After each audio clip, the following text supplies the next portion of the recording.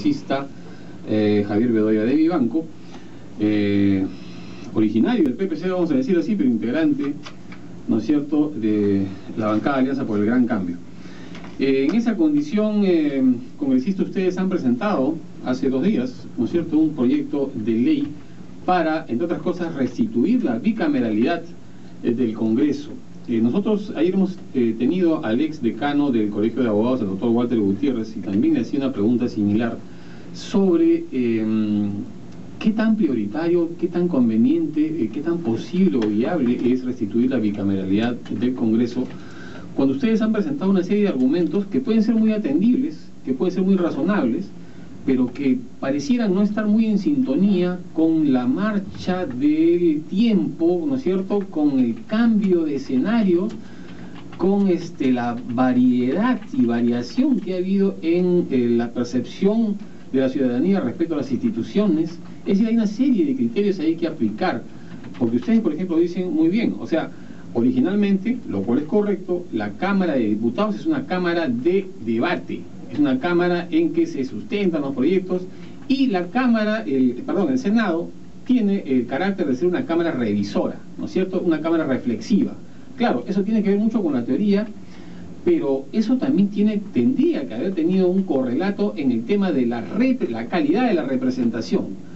Eso tal vez era posible cuando teníamos, hay que decirlo con todas sus letras, una mejor representación parlamentaria, especialmente, por ejemplo, la bancada del PPC fue una bancada legendaria, ¿no? ¿Y por qué me maltratas así? Pero no, vamos un ratito, no he dicho que no lo sea actualmente, pero los nombres, por ejemplo, de Boy Ramírez de Villar, ¿no?, de Mario Polar, de tanta gente, Ernesto Alaiza, brillante, ¿no?, que en gran parte fueron los, vamos a decir así, los padres de la Constitución del año 79, que ha sido reivindicada por el presidente Ollanta, ¿no?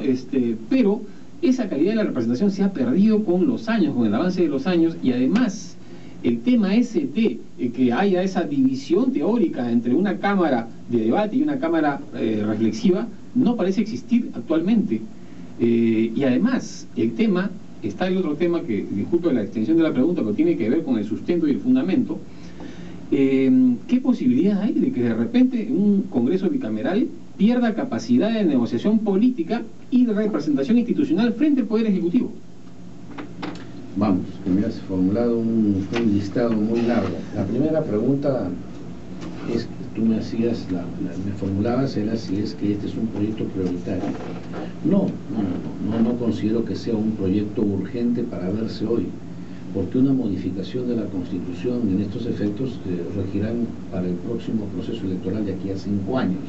En consecuencia, no es un tema que sea en este momento urgente, pero está puesto como una reafirmación política de que creemos en esto, venimos luchando por esto, propusimos el proyecto pertinente hace 5 años, en el quinquenio anterior, o sea, en la época de Toledo, también el PPC lo propuso, y en consecuencia tenemos una línea de conducta y venimos bregando en ese sentido. Segundo, me indicas que no se ve las ventajas de un sistema de esta naturaleza en cuanto al origen. Precisamente lo que se busca es mejorar la actual composición del Congreso. La actual composición del Congreso, al estar en una sola Cámara, en donde los congresistas provienen de los diferentes departamentos o regiones del país, origina que muchos de ellos, sobre todo los que no tienen historial en vida partidaria, en política, vienen con una visión localista.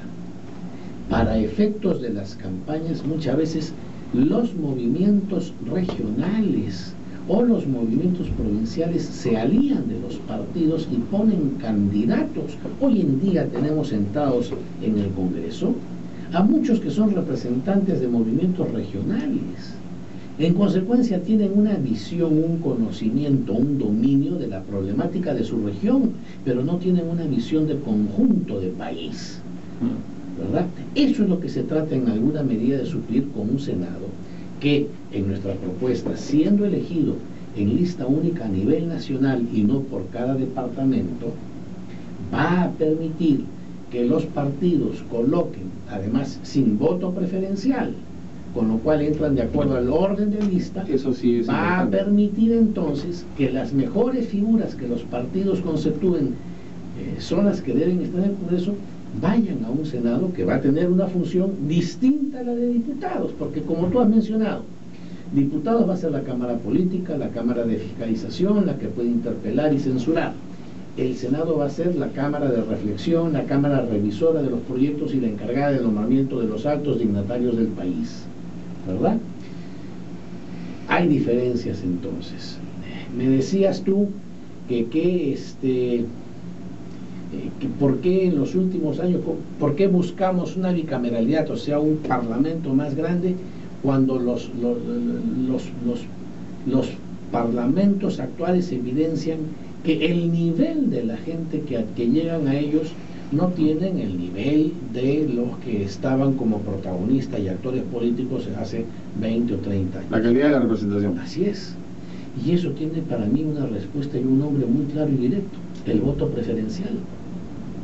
Es el voto preferencial que hace que estos caudillos, que sean los que tienen más simpatía o más cantidad de dinero para financiar una campaña, terminen llegando en lugar de aquellos que de repente, siendo más preparados, carecen de recursos para financiar una campaña. Muy interesante lo que está diciendo doctor Bedoya, porque también parte del proyecto de ustedes es, por ejemplo, el tema de los requisitos para ser, por ejemplo, congresista, ¿no? Sí. Que se reafirman en los que existen.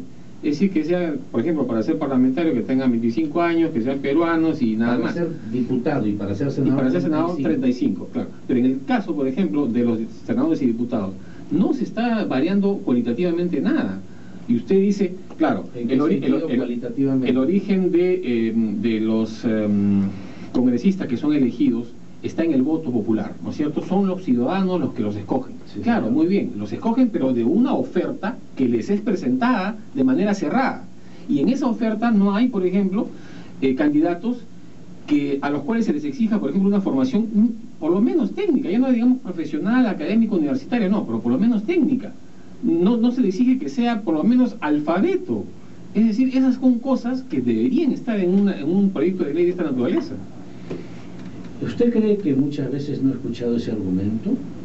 ¿Usted cree que a raíz de las elecciones que tenemos cada quinquenio y que vemos que mucha gente no calificada llega a una curul, muchas veces no me han dicho por qué no ponen una valla más alta para ser candidato?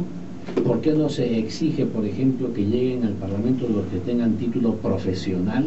¿No puede llegar gente que muchas veces no se tiene ni siquiera la primaria completa? Sí, hay muchos argumentos de esa naturaleza que he escuchado, pero no podemos discriminar.